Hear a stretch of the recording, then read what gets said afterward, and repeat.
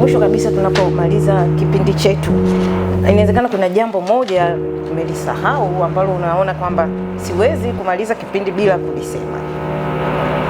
Nakukaribisha. Kikubwa ni kwamba kwanza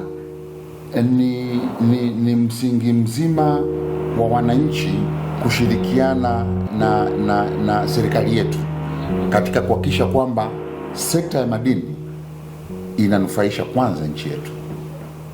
Nchi yetu uzuri, kama ambavyo nimesema, ina mazingira mazuri na endelevu ya uwekezaji, ambapo tunaheshimu wawekezaji kwa sababu tunaita hawa ni wabia wenzetu, na ndio maana nchi yetu ni moja kati ya nchi za mfano linapokuja swala zima la ubia na makampuni makubwa.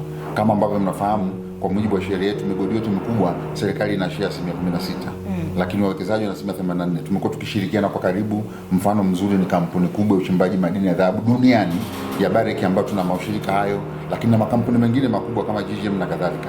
Yote hayo ni nchi pekee Tanzania ambayo imekuwa na modeli nzuri ambayo mwekezaji na serikali tumeweza kufanya kazi kwa pamoja kwa amani, na matatizo yetu tumekuwa tushughulikia kwa kukaa vikao bila migogoro, na tunakwenda vizuri hadi sasa.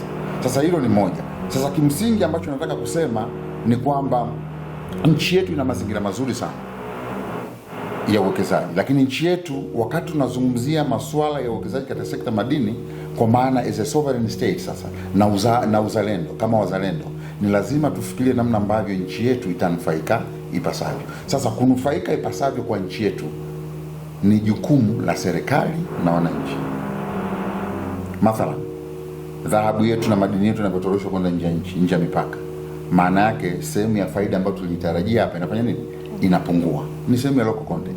Kwa kimsingi, unapozungumzia masuala ya kuzuia utoroshaji madini, serikali na vyombo vyake pekee haiwezi kufanikisha.